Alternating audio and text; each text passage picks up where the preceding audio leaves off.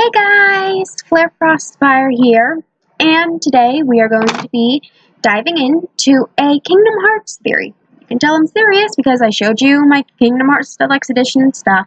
My Sora Fuku is in the background, Kingdom Hearts 3 toy box poster, and my Sora bow. Alright, so today we are going to be tackling the topic of, was Vanitas really a villain, or was he fighting for the light the whole time?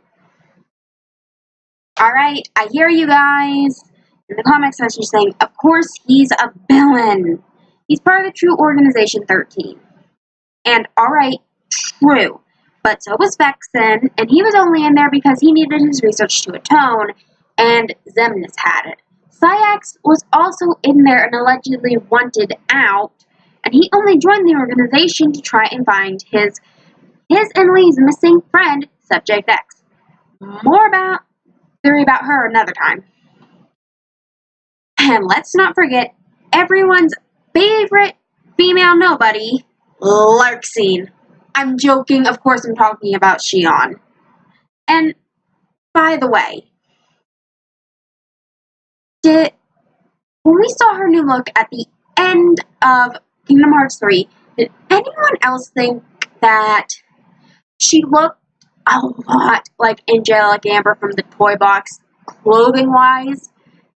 Like, when I saw it, I literally said, oh, hi, Angelic Amber. No joke. Okay, so, we know their reasons.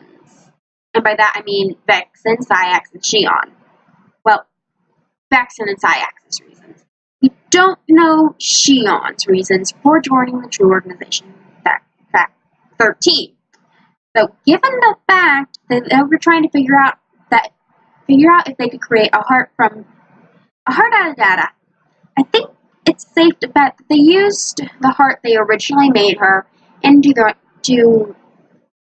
365 days over 2 days, and it was just minus her memories, so that she'd do their bidding. And, like, let's face it, she didn't even seem to know who Lee was, and yet she saves him and appears slightly puzzled when Xemnas says things like they were friends, or if she was changing sides.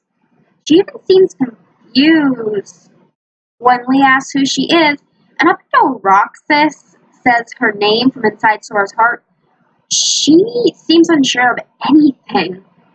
And she would not be having that big migraine clutching her head if her head weren't suddenly being filled with all the memories of her past. However, we're not here to discuss Xion. We're here to see if Vanitas is really the baddie he's made out to be. So before you all start saying he's evil because he tried to attack Sora, Aqua, and Ben, and blah blah blah, fights aren't all that informative, except fighting Vanitas as Aqua is essentially a joke compared to any other time you fought him. At least it was to me. Also, he hesitates a lot, and since when has Vanitas been the type for monologuing? Anytime he showed himself to the heroes, with the exception of Kingdom Hearts 3, he'd say maybe 4 or 5 sentences max. Well, in Kingdom Hearts 3, he doesn't seem to shut up when he's trying to engage in a fight.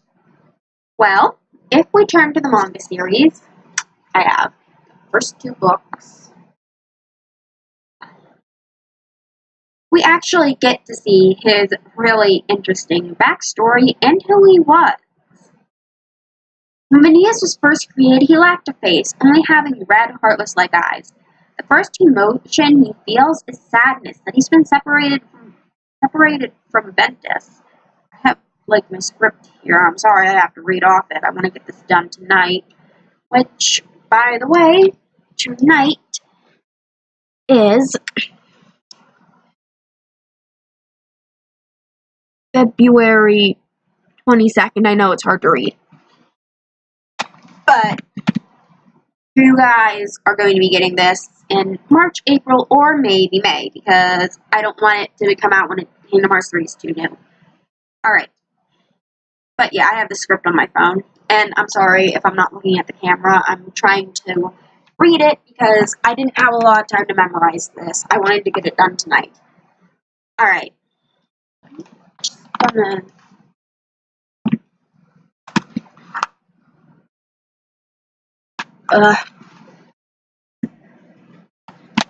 Alright, whatever. You saw me try to shuffle. I'm not giving a retake. Alright. The first emotion Vanitas feels is sadness because he's been separated from Vanitas. However, he begins to start hating himself for it, and he sees it as his weakness. Vanitas becomes self-aware, and he questions why he was born. He begins feeling emotions for the first time, and every time he does, an unburst appears. Vanitas cuts him down with his keyblade, but this only causes great pain to spread through his body. This causes Vinny's irritation, which causes more unbursts to appear. And the cycle of cutting them down, feeling pain, and summoning an unburst continues until Vanitas feels a sharp pain in his chest as Sora's newborn heart comes into contact with Ben's heart, which also comes into contact with Vanitas' heart as they are or were the same person. Vanitas almost passes out and feels like he's being swallowed by darkness, possibly scaring him. And let's face it, aside from Xehanort and Riku, that'd terrify anyone, especially if they've only been alive for a half hour at most. Ben's heart then sees the light, and it surrounds Vanitas as well. And Vanitas hears a voice saying, "Let's open the door." This could have been either Sora or Ben saying this, but it's left unknown who told him that. Vanitas opens his eyes and notices he now looks like a normal person, if normal people had spiky hair that defies the law of gravity. And realizing that someone had saved Ben's heart from fading away completely, and this probably went both ways. Sora's heart saved Ben by giving it a place to rest. However, I believe it also put darkness back in Ben's heart and light into Vanitas', since, with the exception of princesses of heart, no heart can exist without possessing both light and dark inside it. In order to save Ben and Vanitas' heart, Sora had to give each of them what they were missing. However, Vanitas feels a natural impulse to hurt or kill Vanitas, likely coming from him feeling that sadness of being separated as his weakness. To prevent this from happening, Vanitas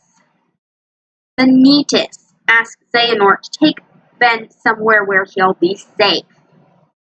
Vanitas asks. Xehanort does not do this on his own. However, this causes Vanitas to miss Ben greatly and question why they had to be separated in the first place. But this only causes Vanitas to fall into a depression and feel immense pain, probably emotionally speaking, but possibly physically, like when he's laid in unburst. Vanitas, however, also feels lost, like he doesn't have a purpose and is worried about his future without Ben in it. The more he questions these, the more he begins to feel anxious, irritated, and lonely, falling deeper into his depression. Because the unbursts are created from his negative emotions, his growing depression continues to summon more unbursts, which he slays in rage, causing a cycle of pain and suffering until he slays one too many and falls to the ground crying as his master watches coldly.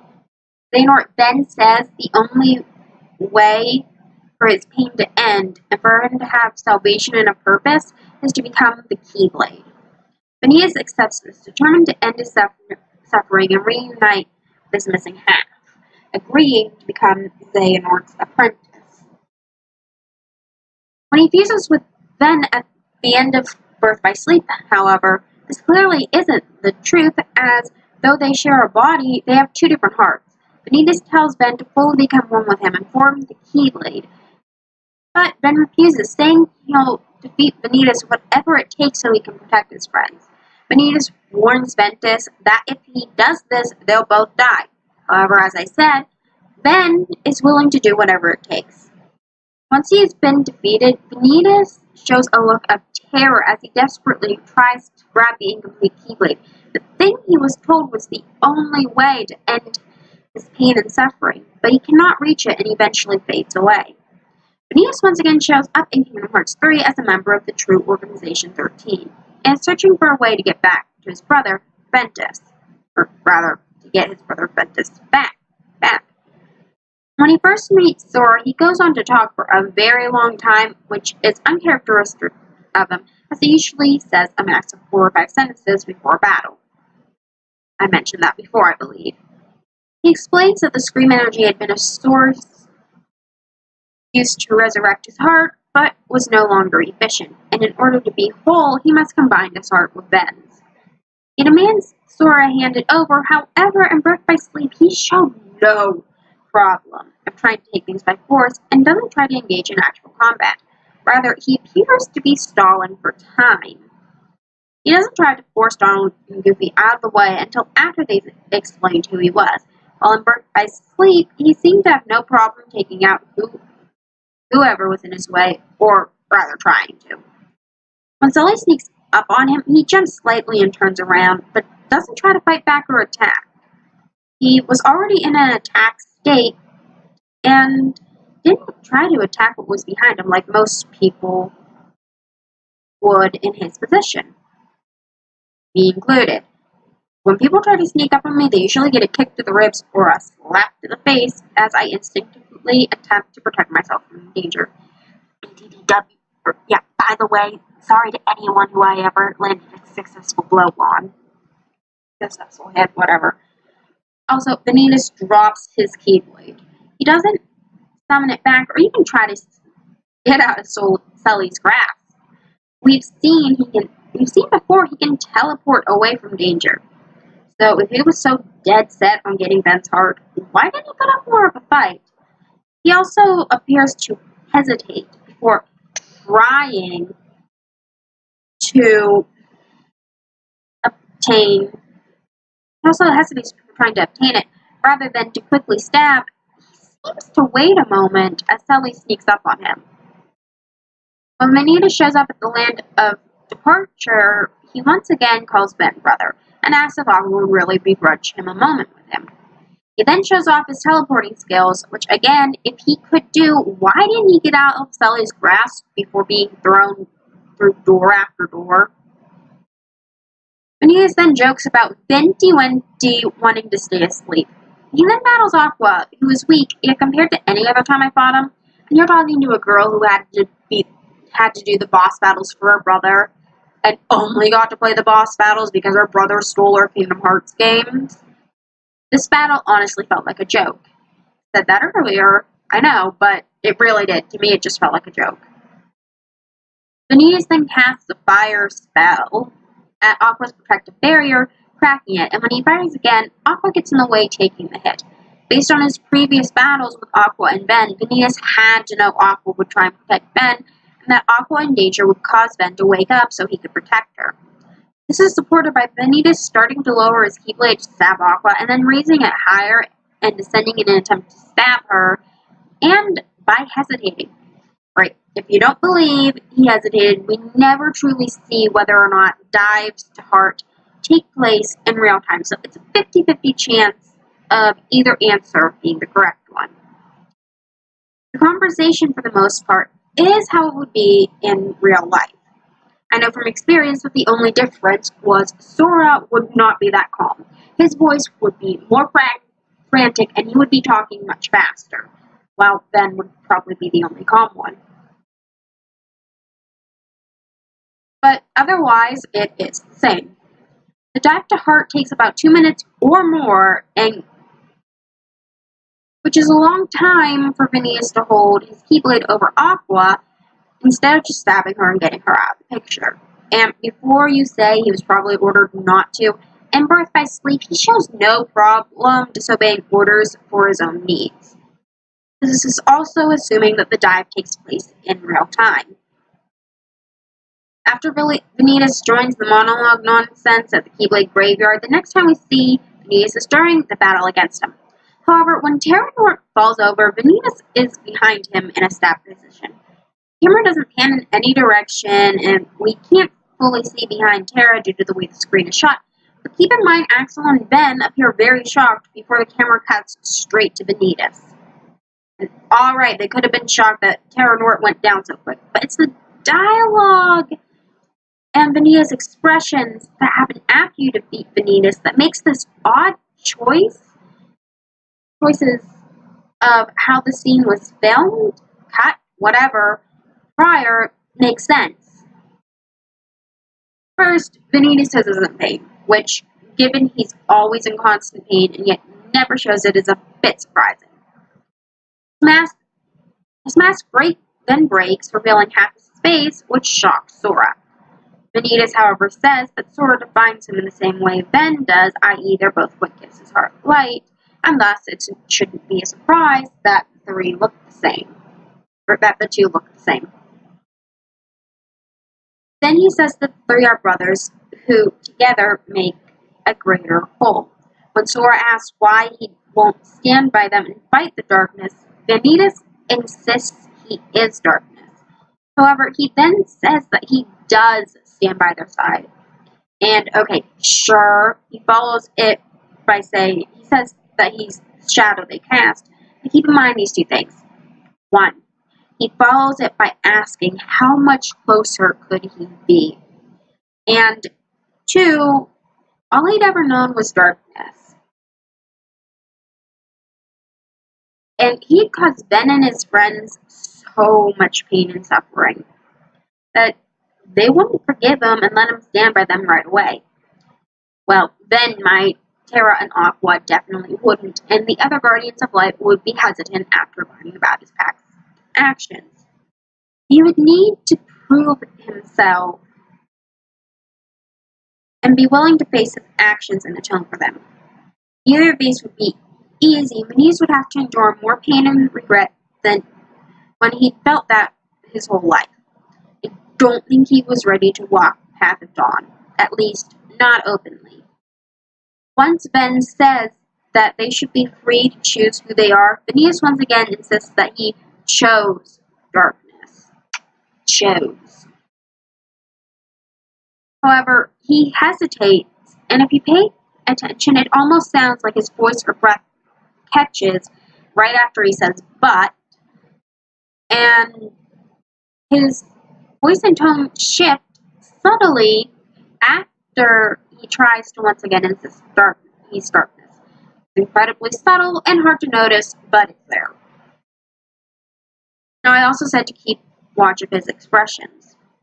This is because if you manage to look at them, even though he's typically smirking, if you look at his eyes, they display sadness and almost appear to be tearing up.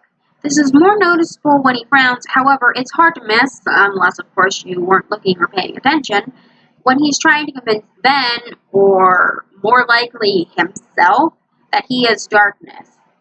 When Ben questions if this is really the truth, we aren't shown either of their expressions when they answer each other. Vanitas' final expression is him looking up to the sky, smiling and chuckling. This actually holds a bit of ground, as if he once again dies, he will no longer have to feel pain. So he probably welcomed death as a better alternative than facing his actions in the past. However, as I said, his final words with Ben, we don't see their expressions. There is a reason for this. This had to be intentional on Square Enix's end. For whatever reason, they don't want us to see their expressions. However, we do see them making eye contact before Ben says okay and Sora borderline flips out. Sora and Ben are both clearly not okay with this ending. However, Ben lets it go and says okay after Vanitas' repetitive I am darkness lines. His tone, however, implies that he doesn't actually buy it, and rather, he sees no point in arguing, while Sora still intends to get him on their side. We note the epilogue when young Airquest and young Xehanort play a chess game foreshadowing the battle against the Foretellers, that Sora is going to be the one fighting it, and due to the secret ending Yuzora, that for due to the secret hanging Sora that, for whatever reason, Sora is in Chiuba. Given this was foreshadowed in the Dream Drop Distance as the characters from The World Ends With You, or Twoonie, I probably pronounced that wrong, after they told him to come visit, it's likely Sora will take place in the Reaper games. Given this information, we know Sora isn't gone for good, no matter how hard KH3's ending made us cry. After going over all this, I honestly believe Vanitas wasn't really a bad guy at all. He was misguided. He was in constant pain and suffering. He had no one to go to, and when Xehanort offered to him a solution to ending his pain, because he had no one else, he accepted. After going through with it, however, Vanitas was still suffering, so when he came back in Kingdom Hearts 3, yes, he worked for Xehanort. However, I believe the real reason he followed Sora around was because he needed to see if it was really Ventus. And after it was confirmed, he continued following, waiting for the right moment, for the perfect moment, really, to stage a scene that would require Ben to wake up. Vanitas was still in constant pain, but Ventus could end it. Ben, like Sora, is so incredibly forgiving, and Vanitas knows that. I think at first Vanitas was trying to find Ben, because it meant he wouldn't have to be alone anymore. However, he soon realized if he changed sides, he'd have to face his past, and the others likely wouldn't be as forgiving as Ben. But that wasn't something he was ready to face. When finally facing Ben, Aqua, and Sora, I think Vanitas knocked Terranort out for his own reasons, possibly to ensure his pain would end once he lost it at the hands of his brothers. After his defeat, he tries to convince them this is how it should be, but no one buys it, so they let him go. But I don't think this is the last we'll see him. I think once Sora's back, after beating the Reaper games, and been given a second chance at life, Sora and Ben will work on finding a way to get Vanitas back and help him to overcome his depression, his past, and show him that he doesn't have to be alone and is more than just darkness.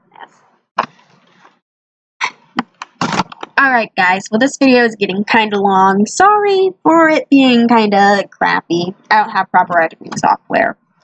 Anyway, thank you guys for watching. Let me know what you think in the comments below, and I will see you next time. This is Flare Frostfire signing off for now.